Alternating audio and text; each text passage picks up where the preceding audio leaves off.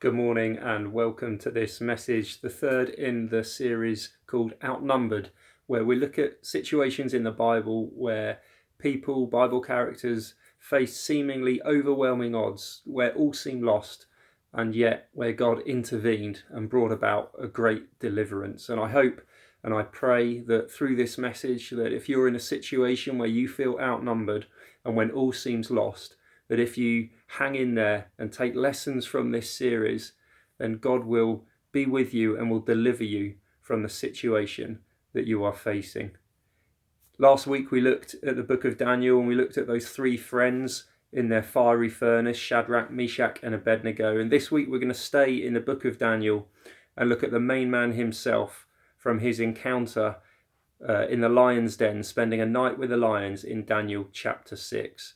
So if you haven't yet read Daniel chapter 6, then I would encourage you to hit pause on this video right now or hit pause on the audio and read Daniel chapter 6, and then we can look at three exceptional qualities that stand out for me from Daniel that will help us, if we put those into practice, will help us in the situations that we face, in those situations of overwhelming odds, facing overwhelming odds. So hit pause right now. Let's read Daniel chapter 6.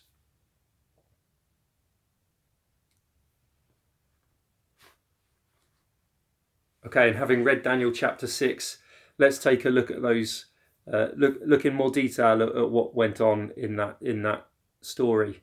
So Daniel, in this scenario, in this situation, he's been in captivity in the land of Babylon for some time now. He is approximately 80 years old, according to scholars. He was taken off into captivity as a young man, and so that would tell us that he spent somewhere in the region of around 60 years in captivity.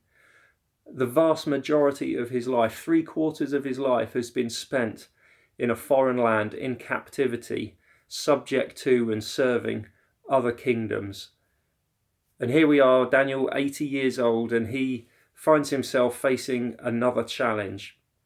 He has served three kings during his time in captivity. There's Nebuchadnezzar, then Belshazzar, and now Darius, who overthrew the kingdom and is now in charge, the main man in charge.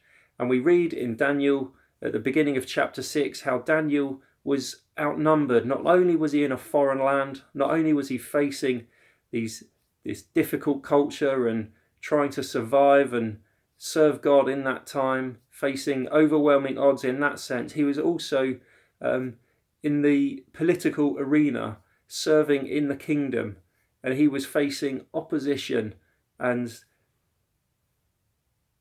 what was clearly a difficult time for him. His exceptional qualities had shone through and he had risen through the ranks. As by way of introduction, in Daniel chapter 6, we see that there were 120 satraps appointed to serve the kingdom and to work and work out the king's interests in the kingdom, to serve the king's interests. There was 120 satraps, and then there were 3 administrators who ruled and governed the satraps, and Daniel was one of those. And not only was Daniel one of those, but he was also being earmarked and had been shortlisted for further promotion and influence, because Daniel had distinguished himself in verse 3 amongst the administrators and the satraps, that the king in fact was planning to appoint him in charge of the whole kingdom. What an incredible rise through the ranks for this young Jewish man who had spent years in captivity, and yet through his faithful service and through his dedication and through his exceptional qualities and his great attitude, these foreign kings had recognized his abilities and caused him to prosper. What an amazing turnaround, what an amazing story it is, even if it were to stop there. But it gets better. It says there in verse 3 that Daniel's exceptional qualities had made him stand out from everyone around him. And I believe that I can see 3 exceptional qualities that Daniel displayed through chapter 6, that if we were to put into practice these exceptional qualities in our own situations, then we would see not only how God delivered Daniel and take inspiration from that, but we would see God deliver us and provide a way for us when we feel outnumbered and when it feels too much. Let's hang in there and be strong in our faith, and let's put these exceptional qualities into practice. There's 3 I want to bring to you this morning. There's the exceptional quality of service. There's the exceptional quality of standing firm. And there's the exceptional quality of seeking God. 3 exceptional qualities that Daniel displayed. Let's look at how Daniel served. It says in verse 16, it was the King Darius described Daniel as serving God continually. Daniel was known for serving his God continually. Faithful service over time is an exceptional quality. Daniel served God continually throughout his 60 years, or he had served him continually throughout his 60 years in captivity. Faithful service day in, day out. It's often understated and underplayed, but to be faithful in what you do is an exceptional quality, because there is so much unfaithfulness around today. But be faithful to what God has called you and asked you to do. It is an exceptional quality. I doubt going into captivity in a foreign land for that amount of time was what Daniel would have picked for his life. I doubt really that if you had interviewed Daniel as a young Jewish man in Jerusalem back in the day before the siege by Nebuchadnezzar, I doubt that he would have picked this course of action for his life. Things happen in life that we don't always want to happen, but Daniel didn't let that get to him, and he served continually. He served God continually. It didn't matter where he was still able to serve. He had served 3 foreign kings, and he would serve a 4th after this story. And he was able to continually serve God in a foreign land under foreign kingdoms, with foreign gods being worshipped and foreign influence and opposition from political enemies.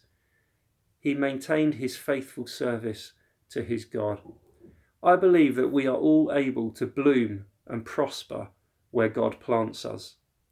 Where has God planted you today? It may not be what you have picked. It may seem hard, you may feel outnumbered, and it may seem too much. It may be overwhelming for you today, but I believe that God can enable you to bloom and prosper where he has placed you. All his days for us are written in his book. He has ordained our lives from the first breath to the last. And God, if we surrender and trust him with our lives, then we can take confidence that no matter what happens in life, we are still able to serve him faithfully. There's a great phrase I learnt: bloom where you are planted. And it is possible for you today to bloom where you are planted. Just look at Daniel, serving God. He bloomed, planted in a foreign land. Colossians 3, chapter 23 gives some great insight to this too. And Paul writes, whatever you do, work at it with all your heart, as working for the Lord, not for men. Whatever you do, give it everything. Serve faithfully and wholeheartedly. Give it everything. It's less about what you do with your life. It's less about the job you do, the career you pick. It's less about the what and more about the how. Because whatever we do, let's work unto God with all our hearts. And that's a great quality, an exceptional quality that Daniel showed. These exceptional qualities caused Daniel to rise through the ranks, as I described earlier. And I believe that as you faithfully serve God in your situation, and as you hold fast to him and continue to serve unto him, even if the conditions are tough, that God will cause a greater influence to come to your life, just as it did for Daniel. And he will cause you too to know promotion and increase, and you will see your hand of blessing. You'll see his hand of blessing on your life. Daniel's second exceptional quality was his ability to stand firm in his faith, to be immovable. Not only was he willing to serve humbly and respect authority, but he was able to make a stand courageously, to stand firm, to put God first above all things. Daniel was facing opposition, and his political enemies, his opponents, his enemies in that sphere, in the government, in the halls and the corridors of the government, were looking for a way to bring him down. You only need to see how competitive and how bloodthirsty politics can be by looking at political campaigns that go on in our world and in society today, and you see how incredible campaigning takes place. And here we see that Daniel had political enemies who were looking to overthrow him and find fault with him and bring him down. The king was looking to appoint him in charge of over the whole land, and yet his opponents were looking for a way to bring him down. And the only way that they could find, because they could see that Daniel was a man of integrity and a man of faithful service, he was trustworthy and there was no fault in him. The only way that they could bring him down was to bring in laws that would cause him to compromise his belief, knowing that he would not back down, that he would continue to put God first, no matter what the cost. They knew that if they could get this law passed by the king, then that would be their way to trap Daniel and ensnare him. And so this law was passed, requiring that no man should pray or worship or bow down to any other god except the king. And the king in his pride, King Darius in his pride and his self-centeredness, liked the idea of everyone worshipping him for a whole month. Undivided worship to him. It massaged his ego, and he passed this law. And as a result, Daniel faced a choice. Would he cease praying? Would he compromise his faith? Or would he stand firm? And Daniel chose the latter. And there's just an outstanding verse that stands out from the whole of chapter 6 for me. In verse 10, where this law has been passed. And it says, now when Daniel learned that the decree had been published, he went home to his upstairs room where the windows opened toward Jerusalem, and 3 times a day he got down on his knees and prayed, just as to his God, giving thanks to his God, just as he had done before. Nothing changed for Daniel. It didn't matter what was going on in the world. He maintained, he stood firm and continued to put God first. He was courageous. He did not compromise. He had a backbone. Nothing was going to come and take God off the top spot for him. Nothing was going to come and move his God from the center of his life. His Lord was not going to be overtaken by something or someone else. Daniel had a choice to make. And in that moment, he chose to do what he had continued to do for all these years. He continued to put God first. When you feel outnumbered, stand firm in your faith. Don't allow external forces and external influences come and cause you to compromise your faith or take shortcuts or back down or put something else ahead of God. Don't allow any external force to come against your relationship with God. Keep honouring him and putting him first. Daniel was a man of great resolve, of great backbone and determination. And it shines through the whole book of Daniel. Daniel had this exceptional quality of being able to stand firm and keep putting God first. And when Daniel and his friends, Shadrach, Meshach, and Abednego, first were taken off into captivity, we can read about what happened in Daniel chapter 1. And the king, Nebuchadnezzar, he ordered Ashpenaz, the chief of his court officials, this is Daniel 1 verse 3, to bring in some of the Israelites from the royal family and the nobility, young men without any physical defect, handsome, showing aptitude for every kind of learning, well informed, quick to understand, and qualified to serve in the king's palace. And he was to teach them the language and the literature of the Babylonians. And the king assigned them a daily amount of food and wine from the king's table, and they were there to be trained for 3 years, and after that they were to enter the king's service. And among these were some from Judah, Daniel, Hananiah, Mishael, and Azariah. The chief official gave them new names. To Daniel the name Belshazzar, to Hananiah Shadrach, to Mishael Meshach, and to Azariah Abednego. But Daniel resolved not to defile himself with the royal food and wine, and he asked the chief official for permission not to defile himself in this way.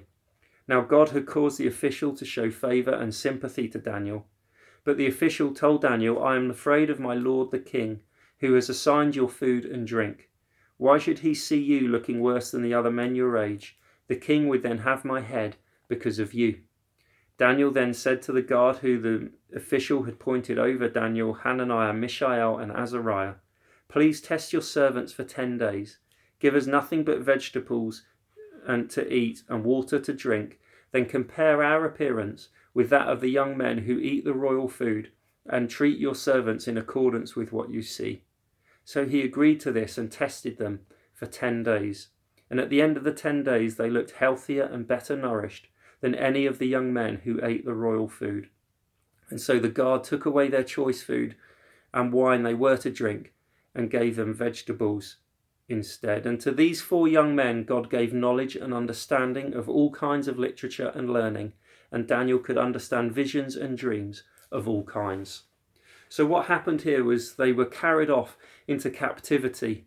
The siege of Jerusalem had taken place, and the Babylonians had won. And the way that the Babylonians extended their empire and solidified their victory and guaranteed their future influence and their future kingdom over this newly conquered land was that they would take away the best that that land had to offer. They would take away the young men who were men of influence, men who had aptitude for learning, and they would ingrain them in the Babylonian way of life, and they would ingrain them and feed them Babylonian food and teach them Babylonian culture, and slowly by slowly increase their influence over these young men so that they would serve in their kingdom and forget the land that they came from. But Daniel resolved not to forget where he had come from. Daniel resolved not to eat the food and drink, and to keep a simple diet, and to remember his true name, and to remember Jerusalem.